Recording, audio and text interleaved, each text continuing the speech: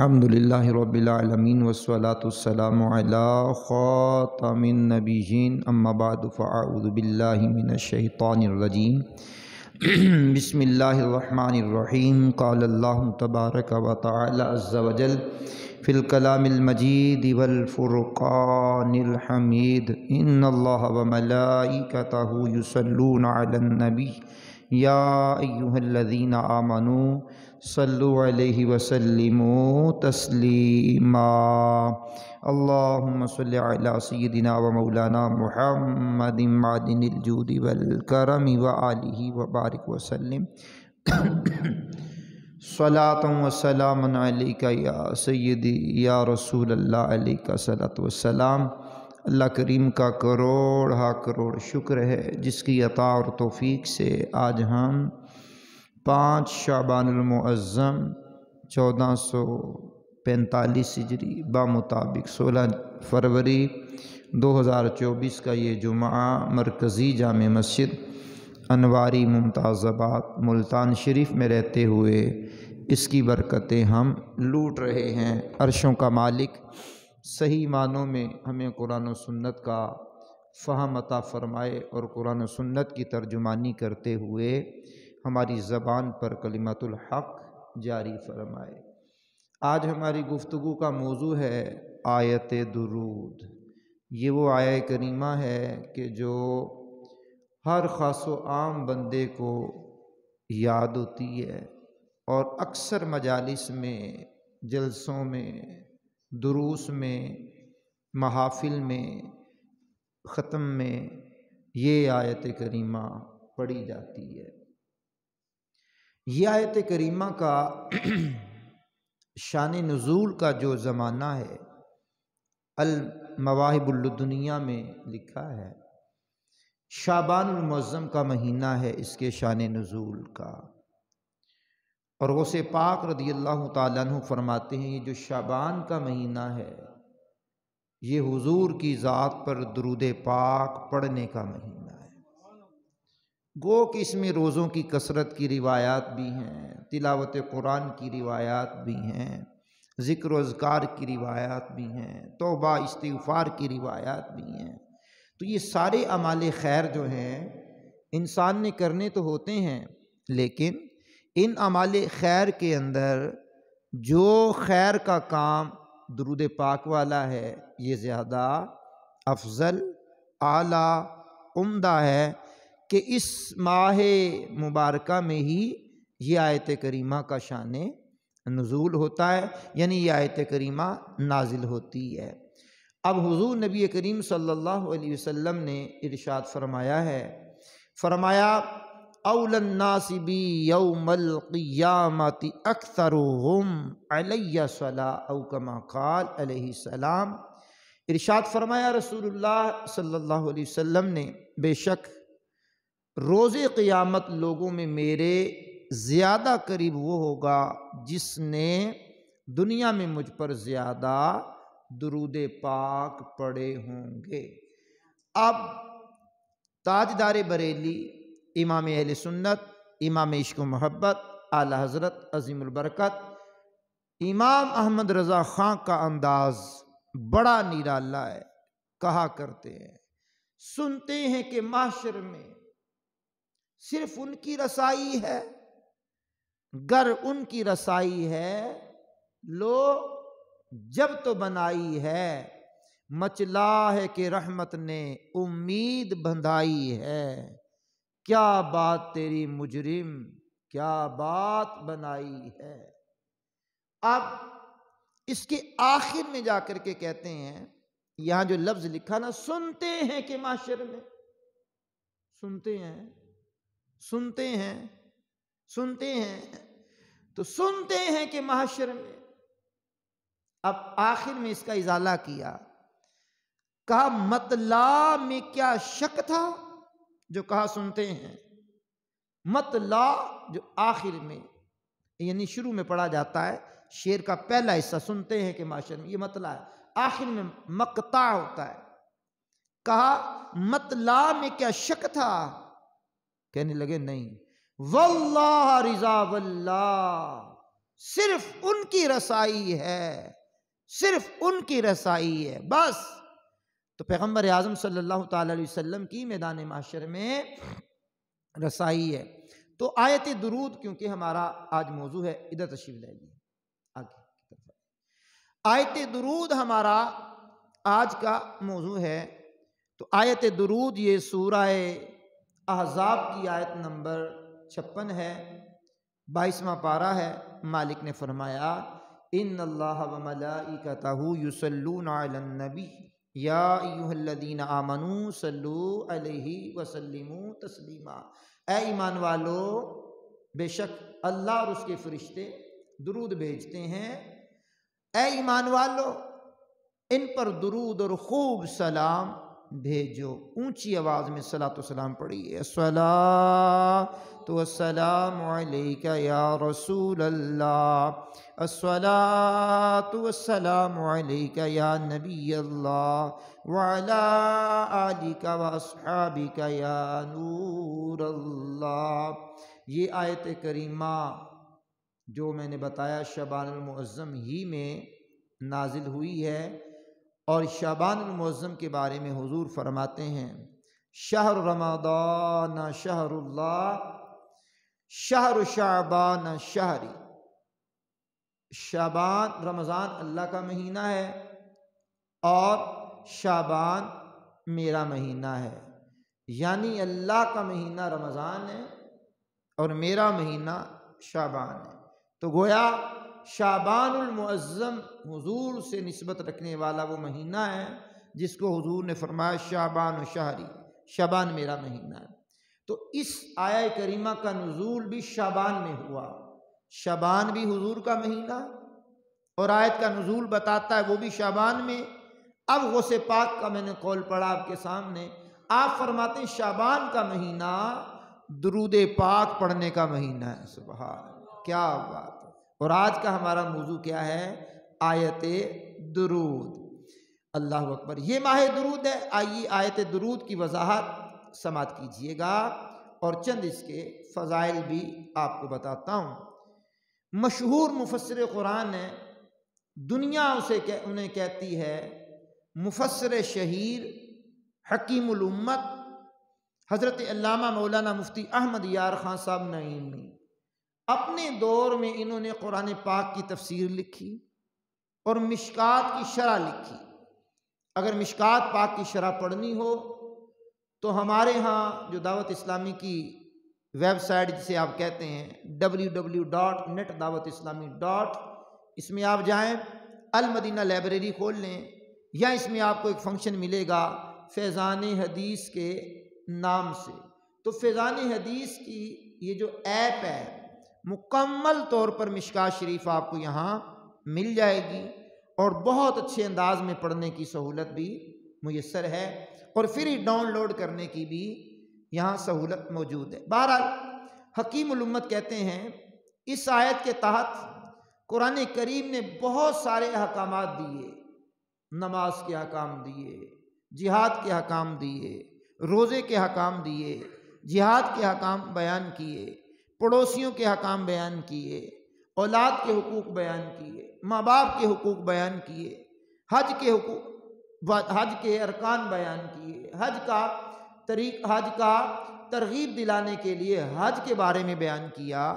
یہ سارے احکام بیان کیے، لیکن کہیں یہ نہیں فرمایا کہ یہ ہم بھی کرتے ہیں، لیکن فرمایا درود وہ وظیفہ ہے جو فرمایا ہم بھی کرتے ہیں، ہمارے فرشتے بھی کرتے ہیں، اور ہم تمہیں ترغیب دلا رہے ہیں اے ایمان والو یہ کام تم بھی کرو اور خوب کرو۔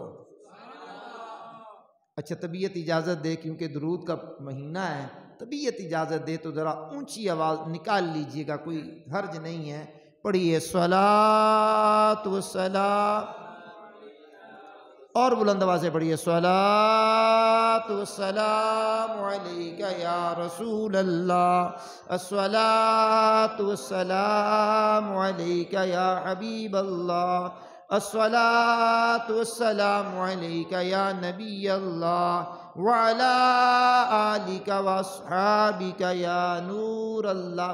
مزید فرماتے ہیں مفسر قرآن حکیم الامت، کہا ایک بادشاہ اپنی رعایا سے کہتا ہے یہ کام ہم کرتے ہیں، ہمارے گھر والے بھی کرتے ہیں، ہمارے وزیر مشیر بھی کرتے ہیں، لہٰذا یہ کام تم بھی کرو۔ تو اس کام کے اندر، اس بات کے اندر کتنی تحقیق ہو گئی؟ بادشاہ وقت خود کرتا ہے، اس کے گھر والے کرتے ہیں، اس کی وزارت میں، اس کی صدارت میں وزیر مشیر تمام کرتے ہیں۔ اب رعایا سے کہا جا رہا ہے تم بھی یہ کام کرو، تو اس کام کا اندازہ، اہمیت کھل کر کے سامنے آ گئی کہ حکم دینے والا خود بھی وہ کام کرتا ہے۔ اس لیے اس درود پاک کی بڑی فضیلتوں میں سے یہ ہے، اور یہ آیت درود جو ہمارا موضوع ہے۔ مزید حکیم الامت کہتے ہیں یہ مت سمجھنا کہ تم درود پڑھ کر حضور پر احسان کر رہے ہو، نا نا نا نا، فرمایا جب تمہارے درود پڑھنے کی بات ہے یہ تو کل کی بات ہے، جب تمہیں خلق کیا گیا ہے، جب تمہیں بنایا گیا ہے، اور عرشوں کا مالک تو اس وقت سے درود بھیج رہا ہے جب، کب، وہاں، یہاں، کیا، کیوں، کوئی چیز بھی مارج وجود میں نہیں آئی، عرشوں کا مالک اس وقت سے اپنے سونے پر درود بھیج رہا ہے۔ ایک سیگا پڑھیے صلاۃ و سلام علیکہ یا رسول اللہ۔ سنیے سنیے، درود پاک کا وظیفہ ایک ایسا وظیفہ ہے کہ جس کو امام عشق و محبت اعلیٰ حضرت رحمۃ اللہ علیہ کی باری آئی ہے نا، ہم ہر جمعے میں پڑھتے ہیں مصطفیٰ جان رحمت پہ لاکھوں سلام، ٹھیک ہے؟ اب قرآن کریم حکم دے رہا ہے، احادیث میں نے پہلے پڑھی ہے، اور یہ مہینہ شعبان المعظم کا ہے، اور شعبان المعظم کی 5 تاریخ کو مولا حسین رضی اللہ تعالیٰ عنہ کی ولادت بھی ہوئی ہے۔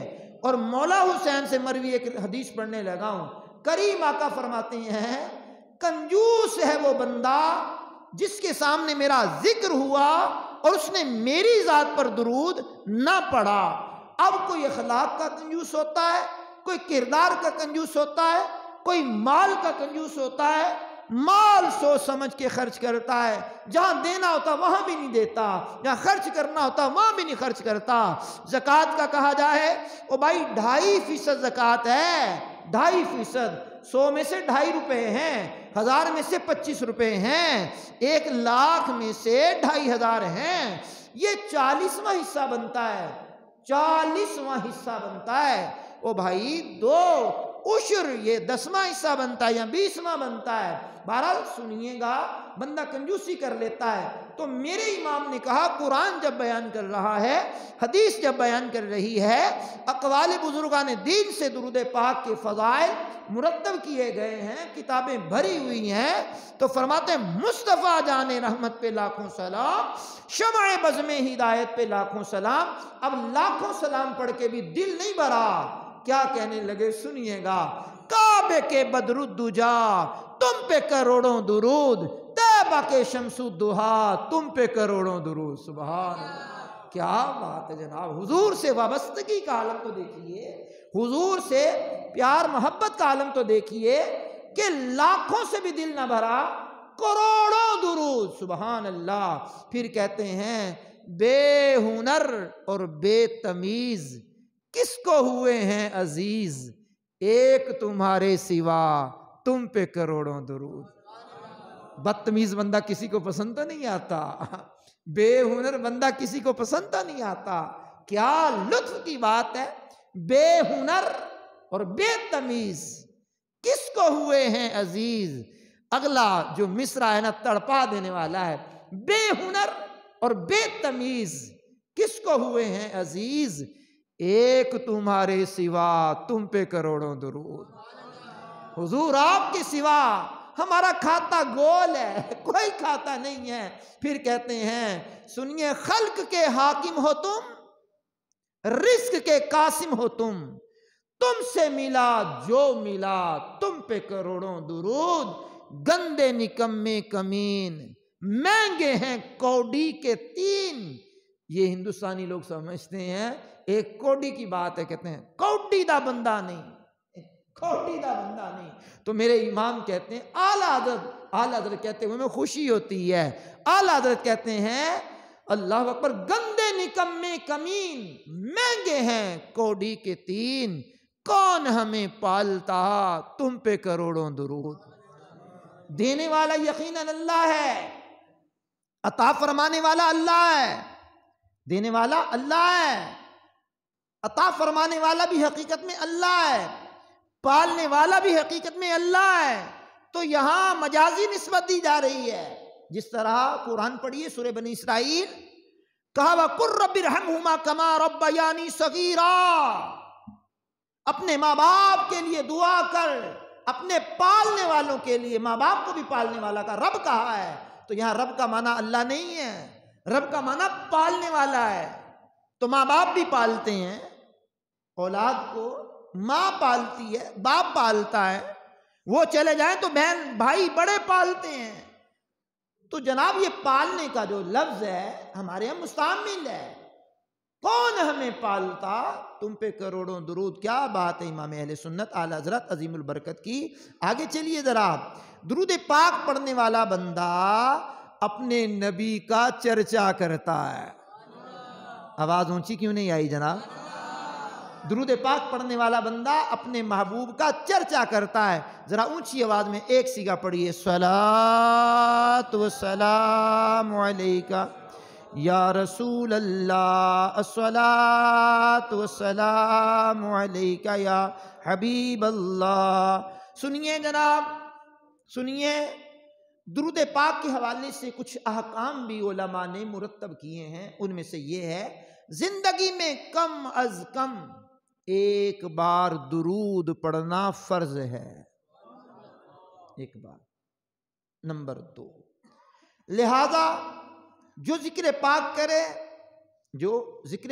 کرے یا سنے، حضور نبی کریم صلی اللہ علیہ وسلم کا ذکر کرے یا ذکر سنے، تو درود شریف پڑھنا ترک نہ کرے کہ درود پڑھنا وہاں واجب ہے، اور واجب کے ترک میں گناہگار ہوگا۔ صلی اللہ علیہ وآلہ وسلم پڑھے یا صلی اللہ علیہ وسلم پڑھے یا علیہ الصلاۃ والسلام پڑھے، تو یہ درود پڑھنا اس کے لیے ضروری ہو جائے گا۔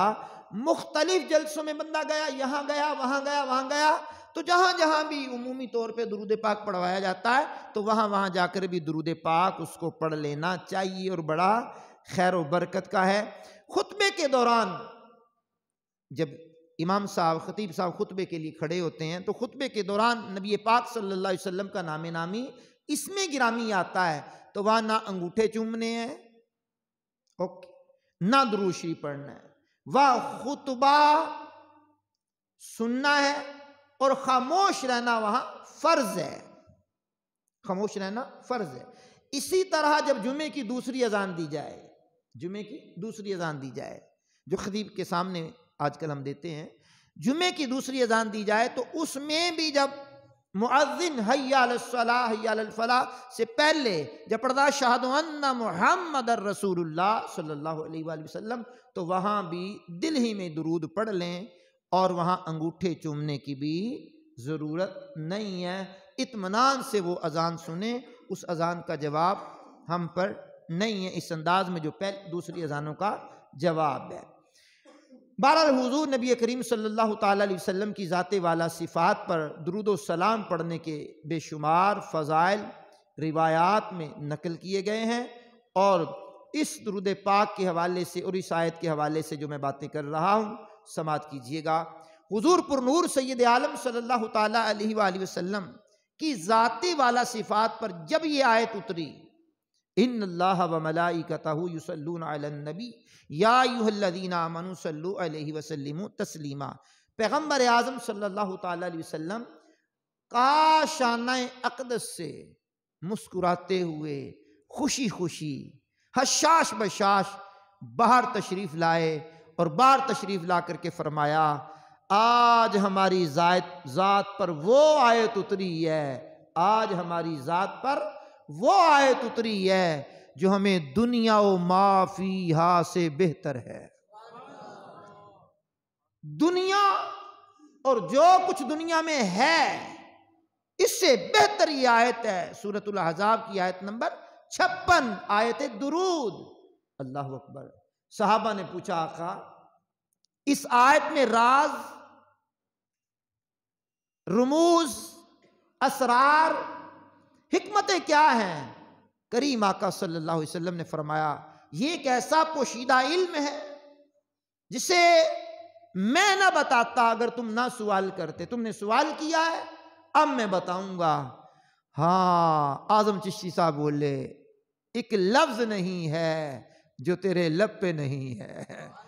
ایسا کوئی محبوب نہ ہوگا نہ کہیں ہے، بیٹھا ہے چٹائی پہ مگر عرش نشیں ہے.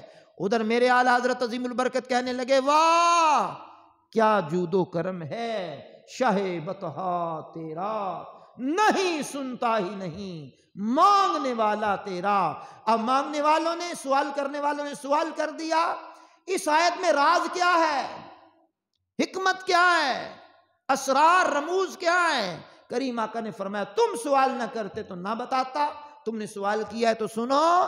سنو، جب کوئی بندہ جس کے سامنے میرا ذکر ہوتا ہے وہ درود پڑھتا ہے تو دو فرشتے کہتے ہیں مالک اس درود پاک پڑھنے والے کو بخش دے، مغفرت فرما دے. تو وہ سن کر کے مالک کائنات خود فرماتا ہے آمین. آواز اونچی آ سکتی ہے؟ لفظوں سے شناسائی ہو تو غور کرنا چاہیے.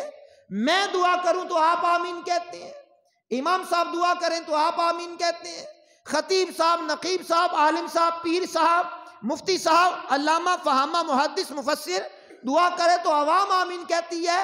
او بھائی فرشتے دعا کر رہے ہیں درود پڑھنے والے کے لیے مالک اس کو بخش دے، رب کی ذات خود اعلان کرتی ہے آمین. کیا بات ہے. میرا آمین کہنا، آپ کا آمین کہنا، مالک جو ہمارا امام مانگ رہا ہے ایسا کر دے.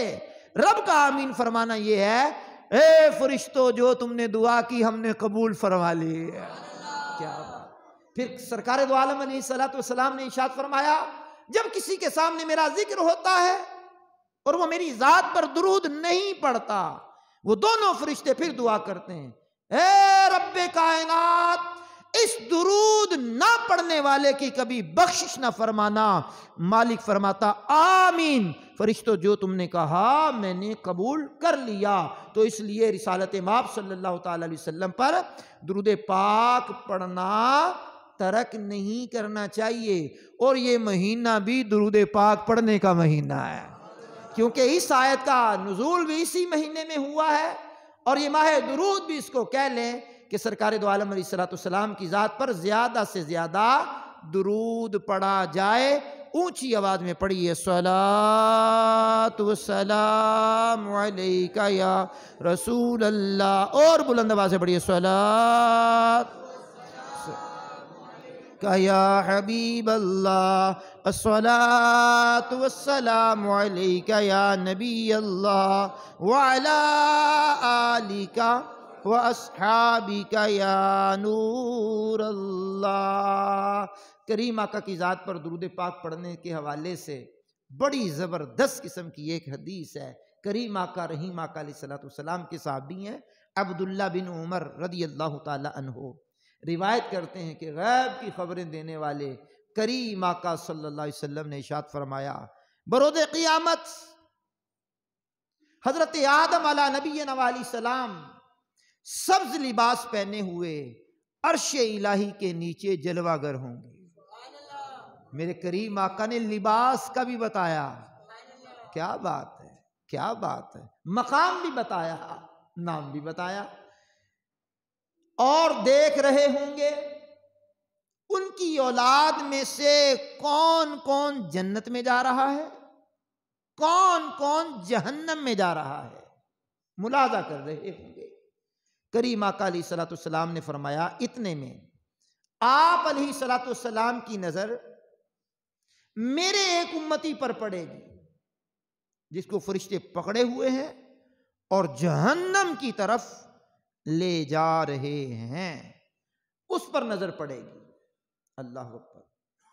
پیارے آدم علیہ نبینا علیہ الصلوۃ والسلام پکار کر کہیں گے، یا احمد، یا احمد، اے احمد، اے احمد صلی اللہ علیہ وسلم۔ قربان جائیے، قیامت کا ہولناک منظر ہے، قیامت کی ہولناک سختیاں ہیں، ہر کوئی اپنی اپنی فکر میں ہے، اپنے اپنے معمولات میں ہے، اور سکی اولاد سے دامن چھڑا رہا ہے، دور بھاگ رہا ہے۔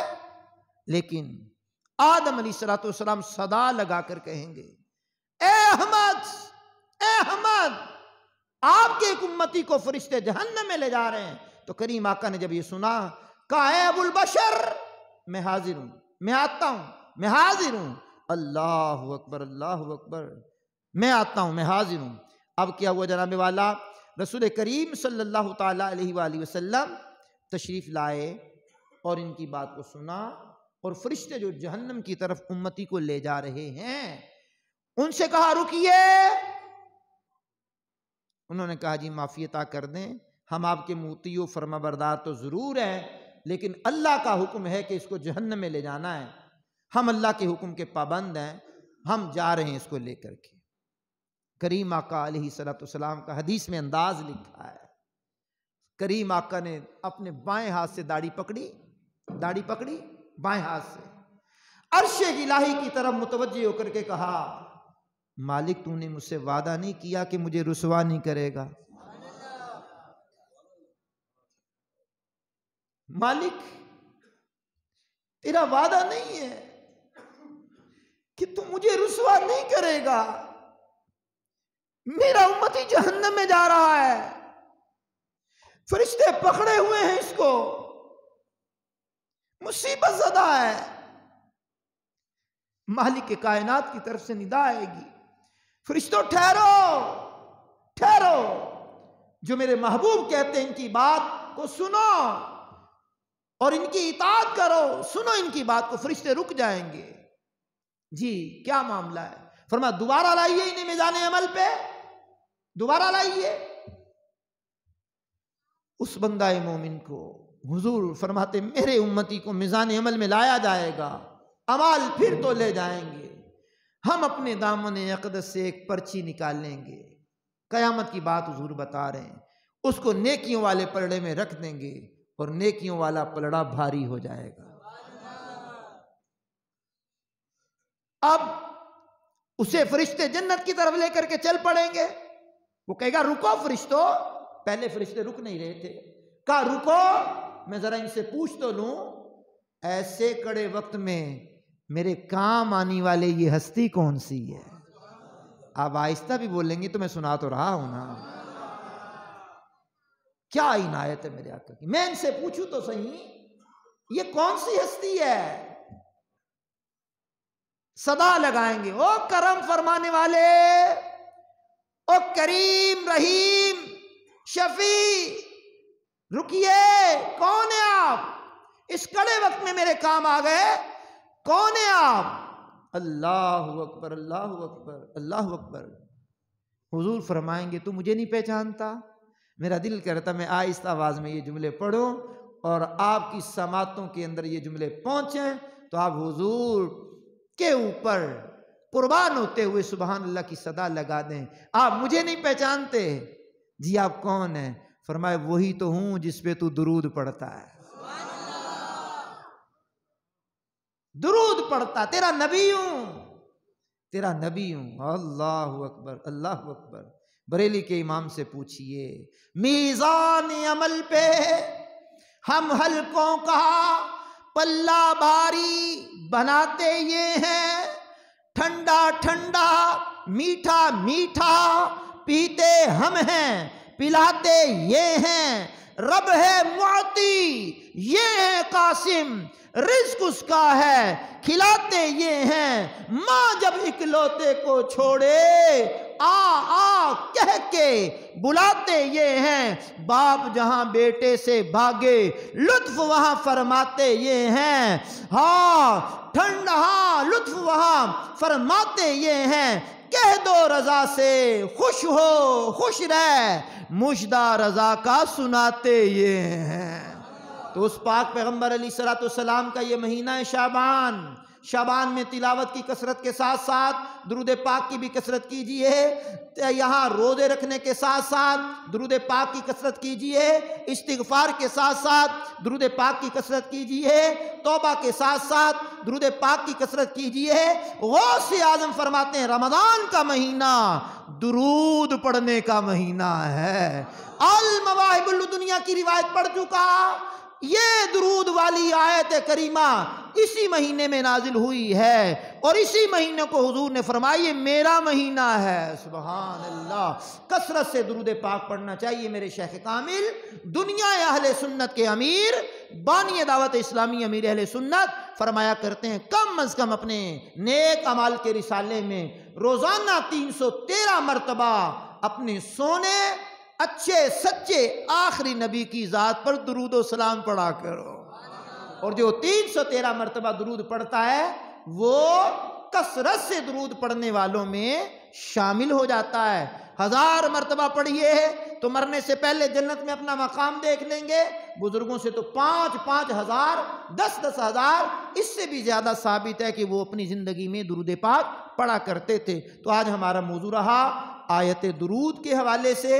اللہ کریم اس درود پاک والی آیت پر کامل طور پر ہمیں عمل کرنے کی توفیق عطا فرما دے، اور درود پاک وہ وظیفہ ہے جو کبھی بھی رد نہیں ہوتا۔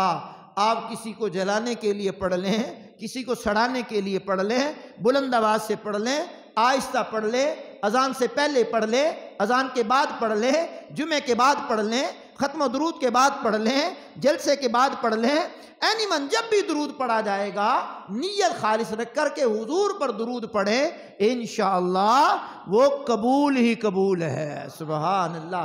آئیے ذرا ایک منٹ کے اندر آپ کو بہت پیاری ایک بات بتانا چاہتا ہوں، ذرا اونچی آواز میں سبحان اللہ کی تسبیح پڑھیے گا۔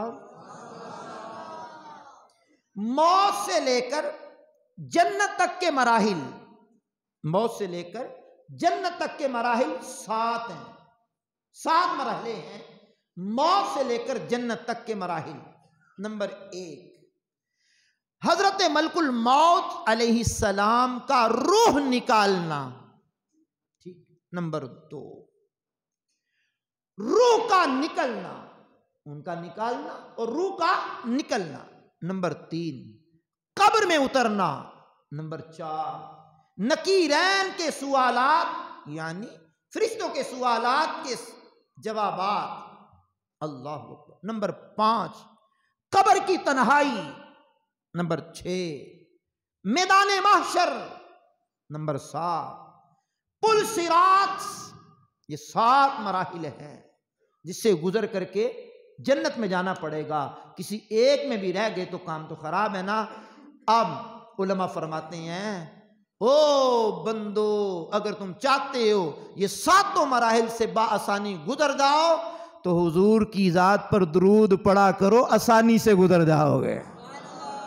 مشکل جو سر پہ آ پڑی تیرے ہی نام سے ٹلی، مشکل کشا ہے تیرا نام، تم پہ درود اور سلام۔ اللہ کریم آپ کی میری حاضری کو قبول فرمائے۔ وآخر دعوانا الحمدللہ رب العالمین۔